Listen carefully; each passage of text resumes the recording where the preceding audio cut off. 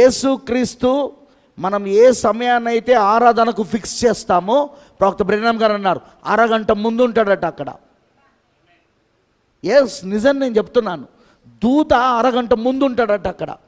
అందుకే ప్రవక్త సంఘక్రమంలో ఆయన ఏమని చెప్పాడంటే, ఆదివారపు ఆరాధన మీరు 10 గంటలకు అనుకోండి, ఉదాహరణ 9:30కే వచ్చి 9:30 నుండి 10 గంటల వరకు ప్రార్థించమన్నాడు ఆయన.